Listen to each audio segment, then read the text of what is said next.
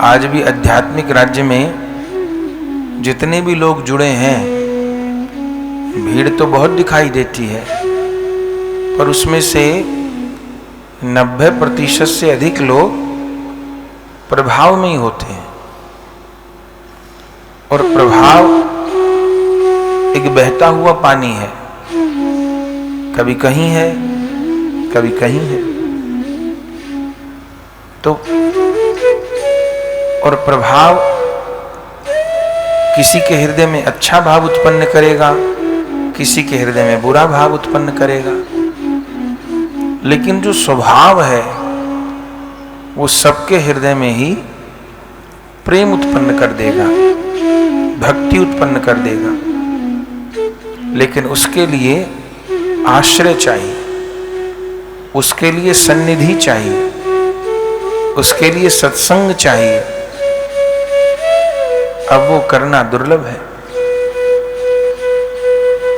तो जगाई मधाई का उद्धार हुआ तो महाप्रभु जी का स्वरूप क्या है ये तो निकट के जन ही जान रहे थे। उनकी संख्या भी बहुत थी। महाप्रभु के सप्त प्रहरिया भाव में ऐसा कौन अवतार था जो महाप्रभु जी की देह में न प्रकट हुआ हो।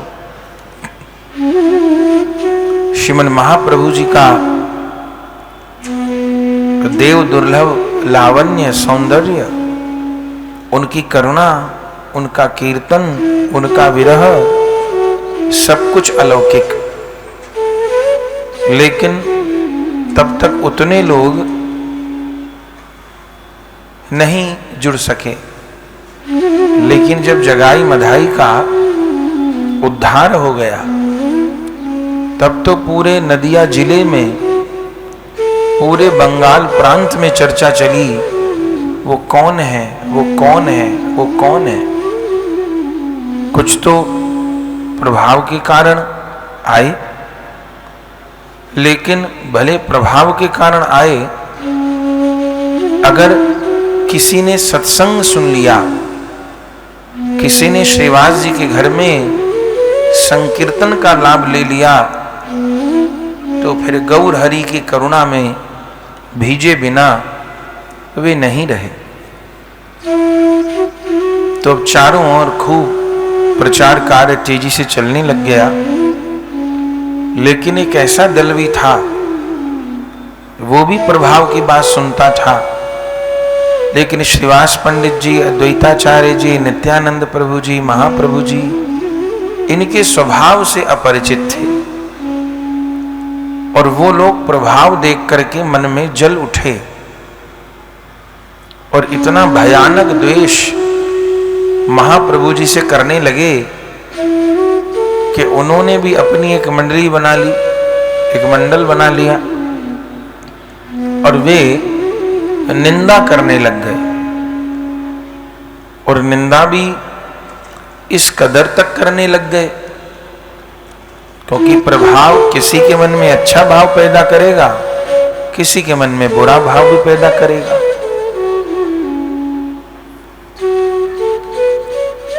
आपने देखा होगा, अभी तो नहीं, पहले तो बहुत हाथी आते थे गलियों में, और जब गली मोहल्ले में, गांव में हाथी आता था तो सब लोग, श्रद्धालु लोग, गणेश जी हैं, गणेश जी हैं ये मान करके हाथ जोड़ते थे, पूजा करते थे। हमने भी बचपन में देखा, आपने भी देखा होगा, लोग हाथी को भोजन कराते थे, रोटी खिलाते थे, गन्ना खिलाते थे, फल खिलाते थे, आरती करते थे, हाथ जोड़ते थे, गणेश जी आए हैं, गणेश जी आए हैं, गणेश जी आए। लेकिन जब मोहल्ले में, गांव में या गली में हाथी आता था तो आपने एक चीज और ध्यान दी होगी, यदि ये दृश्य देखा होगा, कि सारे गली के कुत्ते उस हाथी के पीछे पड़ जाते थे और भौंकना शुरू कर देते थे। और इतना भौंकते थे, इतना भौंकते थे कि भौंकते भौंकते पागल हो जाते थे।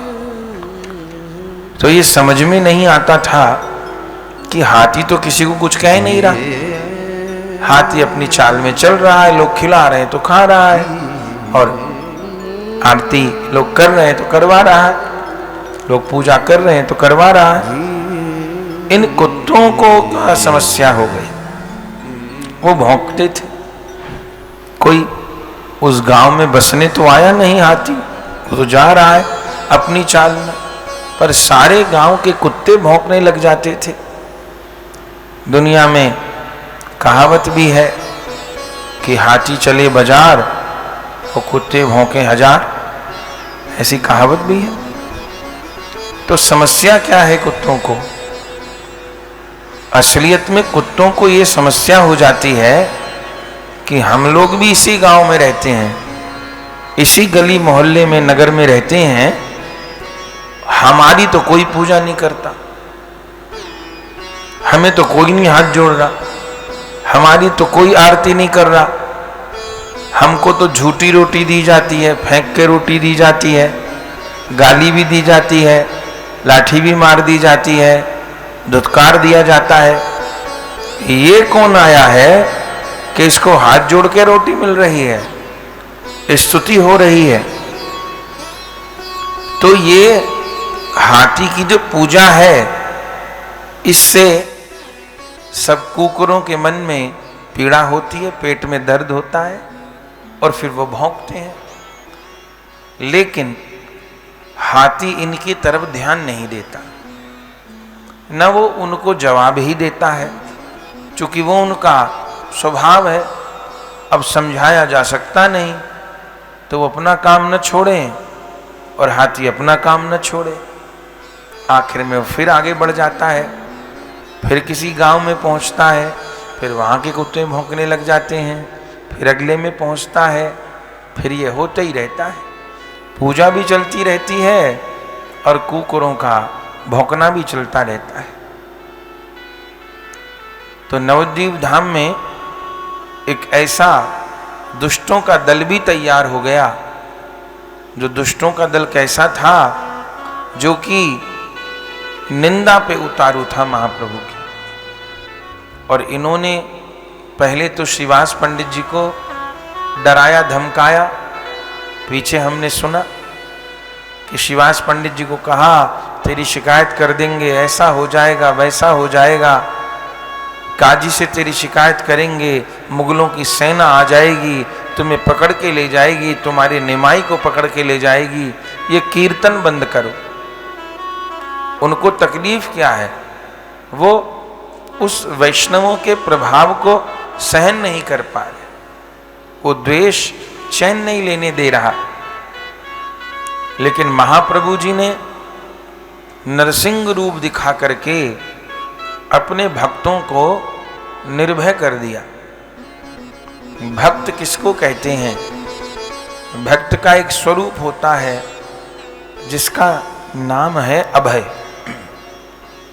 भक्त निर्भय रहता है, कठिन से कठिन परिस्थिति में भी, भले सामने काल क्यों ना खड़ा हो, भक्त भयभीत नहीं होता, क्योंकि उसको प्रभु का आश्रय रहता है और प्रभु के हर विधान को, वो अनुकूल हो तो और वो प्रतिकूल हो तो, भगवान की इच्छा मान करके भक्त स्वीकार करता है। कर्म तो करता है, प्रयास तो करता है, सब कुछ व्यवस्थित रखने का, सबको साथ लेके चलने का, लेकिन भयभीत भी नहीं होता। तो भगवान ने, श्री महाप्रभु जी ने भक्तों को नरसिंह रूप का दर्शन कराया और सप्त प्रहरिया भाव में तो जाने कौन कौन रूप दर्शन करवा दिए।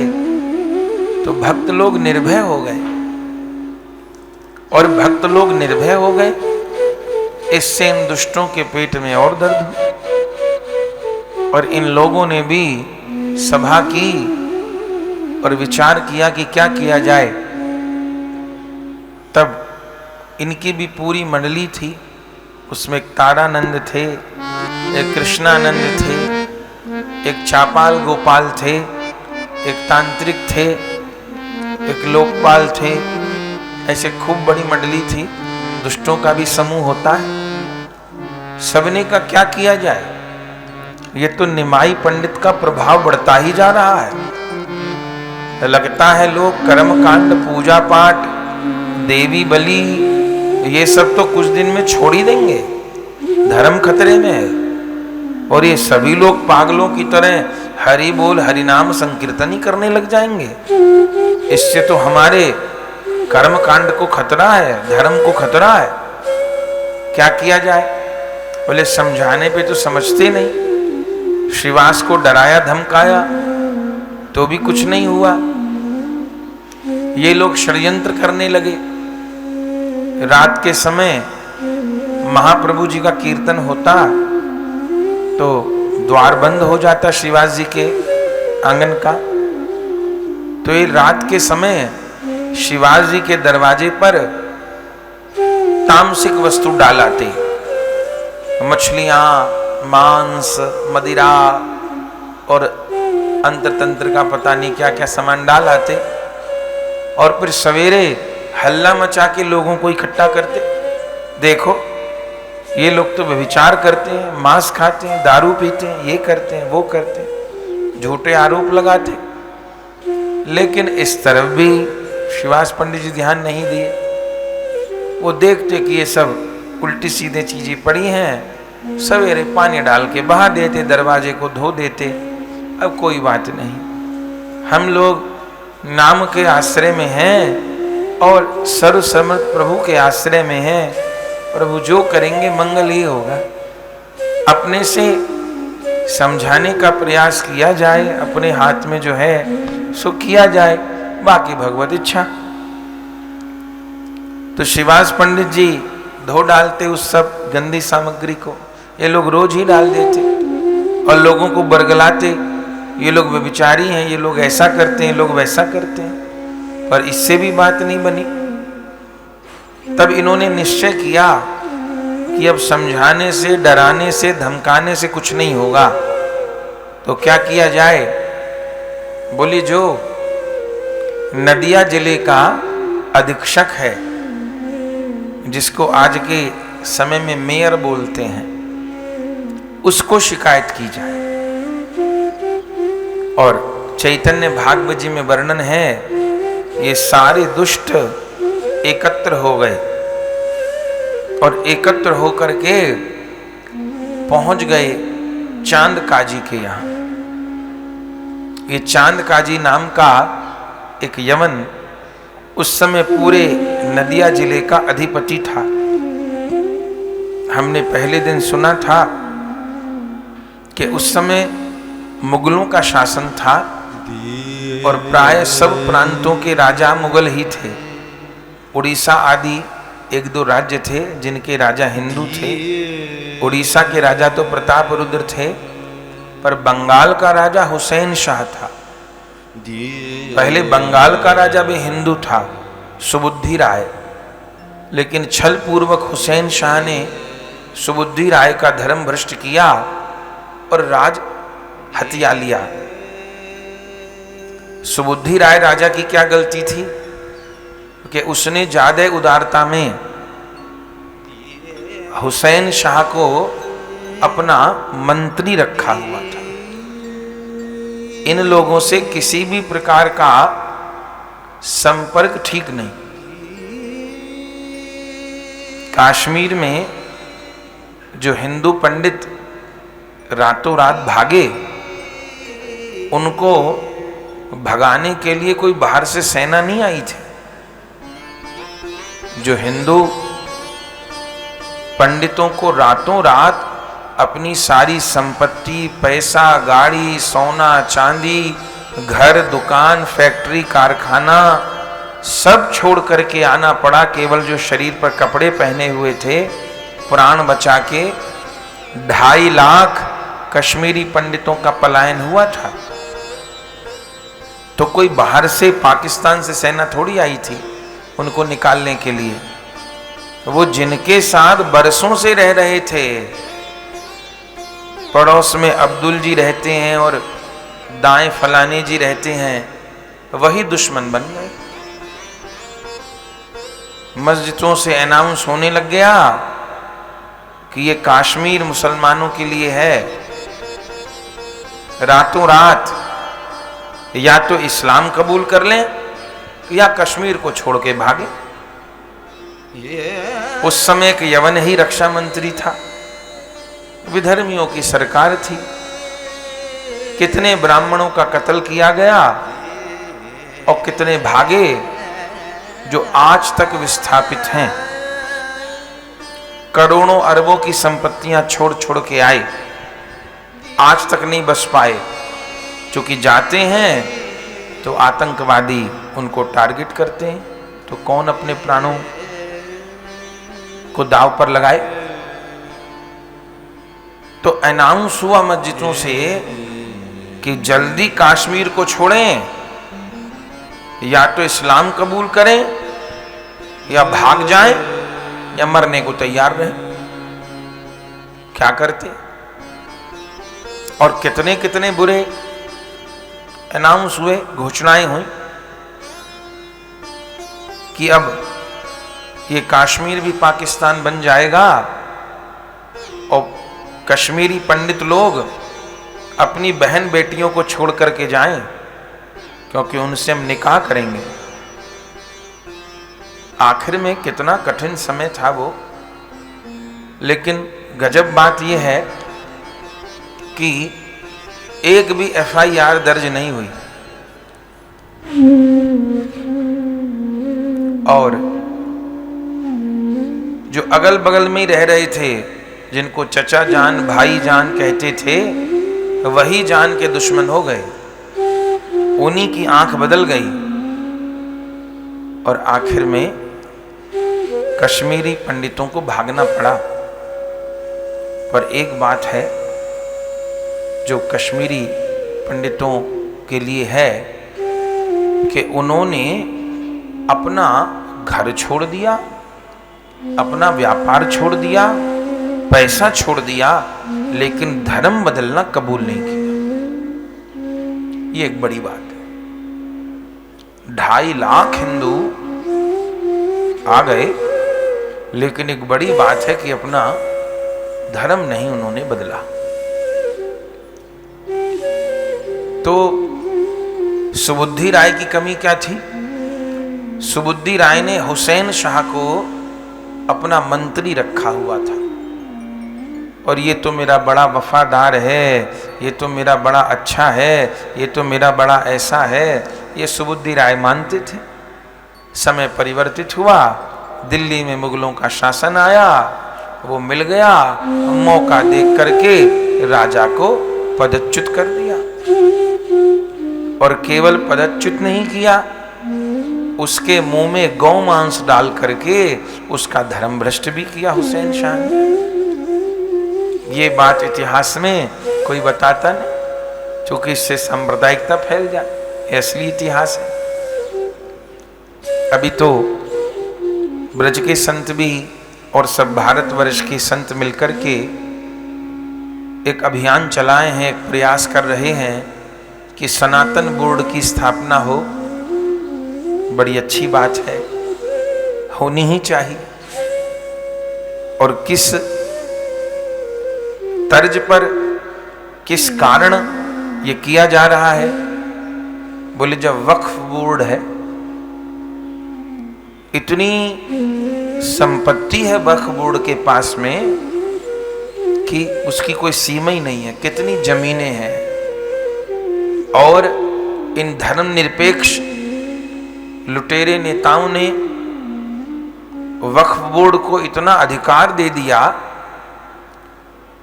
कि वो किसी भी संपत्ति पे हाथ धर के कह दे कि ये हमारी है, तो वो जिसकी संपत्ति है वो केस भी नहीं कर सकता। और दुनिया भर की संपत्तियों को उन्होंने लूट मचानी शुरू कर दी। ये पार्क हमारा, ये खाली जमीन हमारी, और पूरा ब्यौरा तो हमको नहीं पता, लेकिन हजारों वर्ग जगह उन लोगों ने हथिया रहे थे।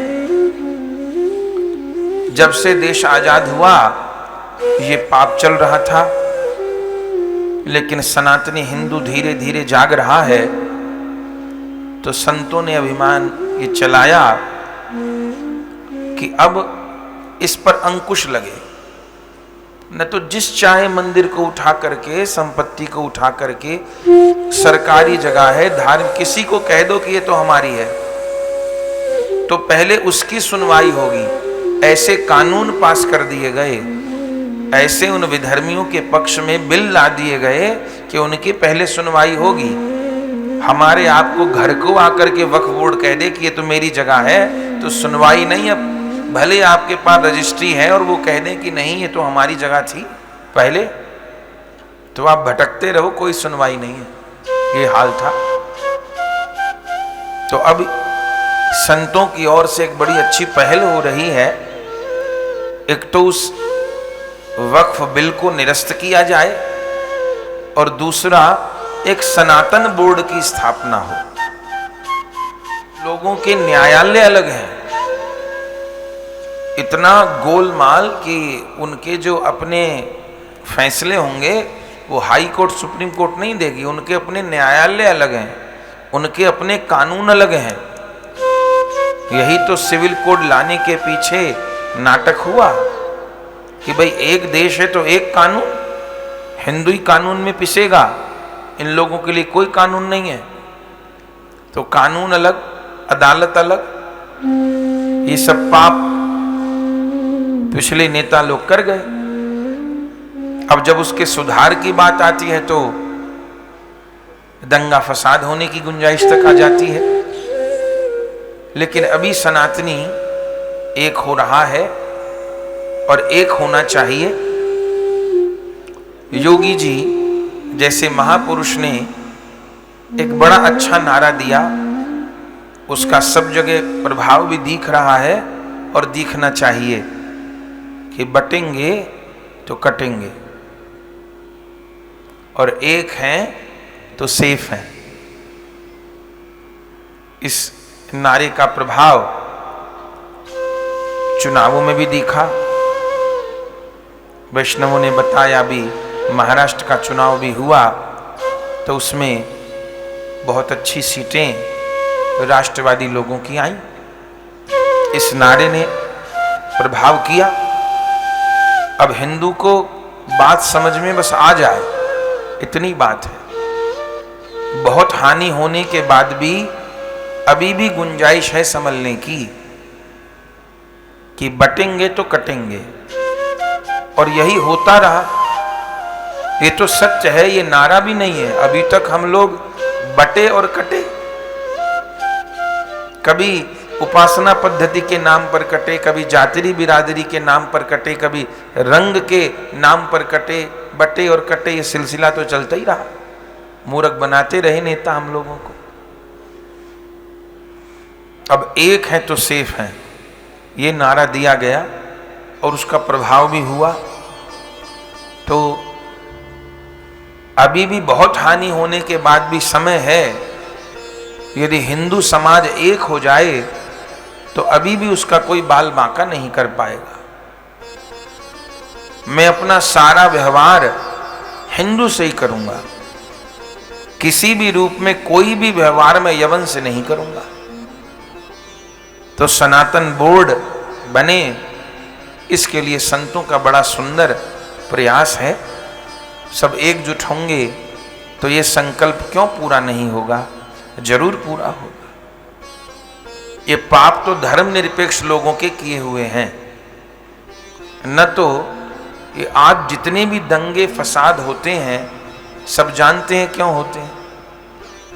जब 1947 में देश आजाद हुआ और आजादी के साथ में ही देश का बंटवारा हुआ, और ये सब मानते हैं कि देश का बंटवारा धर्म के नाम पर हुआ। धर्म के नाम पर देश का बंटवारा हुआ कि हिंदू मुसलमान एक साथ नहीं रह सकते। हिंदू गाय को माता मानते हैं और दूसरे लोग गाय को खाते हैं, तो ये भाई भाई हो नहीं सकते। साथ में रह नहीं सकते, तो जो नहीं होना चाहिए था वो हुआ और भारत माता के सीने पर खंजर खींचा गया और एक टुकड़ा पाकिस्तान के रूप में उन लोगों को दिया गया। चलो कोई बात नहीं, तुम भी चैन से रहो और हिंदुओं को भी चैन से रहने दो। लेकिन यहां के धर्मनिरपेक्ष नेताओं ने क्या पाप कर डाला? पाकिस्तान बना तो पाकिस्तान तो धर्मनिरपेक्ष नहीं बना, पाकिस्तान ने तो अपने को इस्लामिक राष्ट्र माना। और यहां के मूर्ख नेता उन्होंने कहा हम धर्मनिरपेक्ष बनेंगे। तो जो यहां पर कोई भी रहना चाहे तो रहो। परिणाम क्या हुआ? जब धर्म के नाम पर ही देश बटा था तो उस समय यह निर्णय कर देना चाहिए था कि हिंदुस्तान में हिंदू रहेंगे और पाकिस्तान में मुस्लिम रहेंगे, तो एक बार कलेश होता, बात खत्म हो जाती।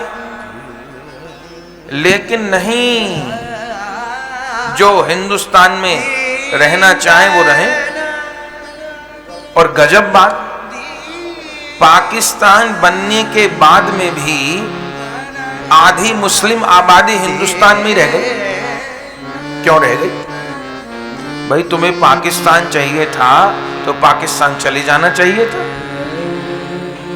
बंटवारा होने के बाद भी आधी मुस्लिम आबादी हिंदुस्तान में रह गई। और परिणाम क्या हुआ कि पाकिस्तान में भी कुछ हिंदू लोग रह गए, लेकिन पाकिस्तान में बंटवारे के समय जो 20% हिंदू थे वो आज 1% भी नहीं है पाकिस्तान में।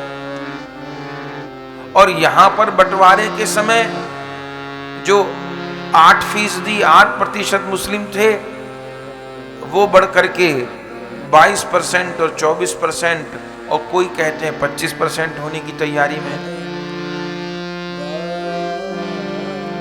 जब देश का बंटवारा हुआ तो 21 लाख हिंदुओं का कत्ल हुआ।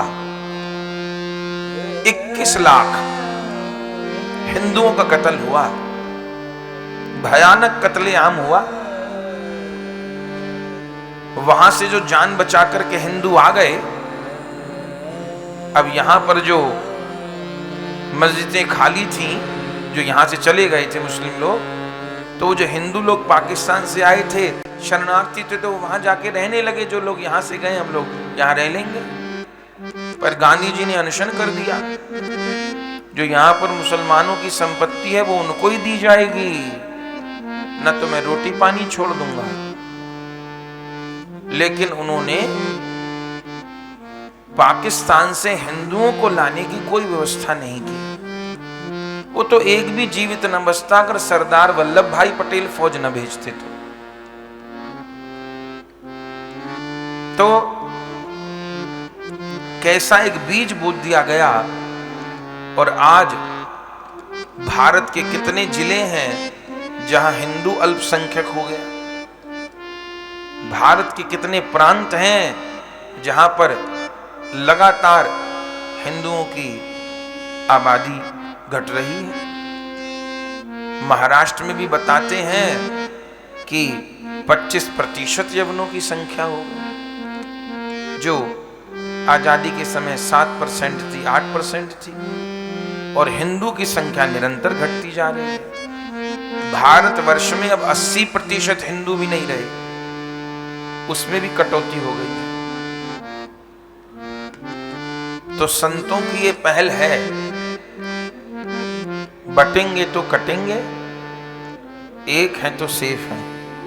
ब्रज के संत भी और सब भारतवर्ष के संत मिलकर के एक अभियान चलाए हैं, एक प्रयास कर रहे हैं कि सनातन बोर्ड की स्थापना हो। बड़ी अच्छी बात है, होनी ही चाहिए। और किस तर्ज पर, किस कारण ये किया जा रहा है? बोले जब वक्फ बोर्ड है, इतनी संपत्ति है वक्फ बोर्ड के पास में कि उसकी कोई सीमा ही नहीं है। कितनी जमीनें हैं और इन धर्मनिरपेक्ष लुटेरे नेताओं ने वक्फ बोर्ड को इतना अधिकार दे दिया कि वो किसी भी संपत्ति पे हाथ धर के कह दे कि ये हमारी है, तो वो जिसकी संपत्ति है वो केस भी नहीं कर सकता। और दुनिया भर की संपत्तियों को उन्होंने लूट मचानी शुरू कर दी। ये पार्क हमारा, ये खाली जमीन हमारी, और पूरा ब्यौरा तो हमको नहीं पता, लेकिन हजारों वर्ग जगह उन लोगों ने हथिया रहे थे। जब से देश आजाद हुआ ये पाप चल रहा था, लेकिन सनातनी हिंदू धीरे धीरे जाग रहा है। तो संतों ने अभिमान ये चलाया कि अब इस पर अंकुश लगे, न तो जिस चाहे मंदिर को उठा करके, संपत्ति को उठा करके, सरकारी जगह है, धार्मिक, किसी को कह दो कि ये तो हमारी है, तो पहले उसकी सुनवाई होगी। ऐसे कानून पास कर दिए गए, ऐसे उन विधर्मियों के पक्ष में बिल ला दिए गए कि उनकी पहले सुनवाई होगी। हमारे आपको घर को आकर के वक्फ बोर्ड कह दे कि ये तो मेरी जगह है, तो सुनवाई नहीं। अब भले आपके पास रजिस्ट्री है और वो कह दें कि नहीं ये तो हमारी जगह थी पहले, तो आप भटकते रहो, कोई सुनवाई नहीं है। ये हाल था। तो अब संतों की ओर से एक बड़ी अच्छी पहल हो रही है। एक तो उस वक्फ बिल को निरस्त किया जाए, और दूसरा एक सनातन बोर्ड की स्थापना हो।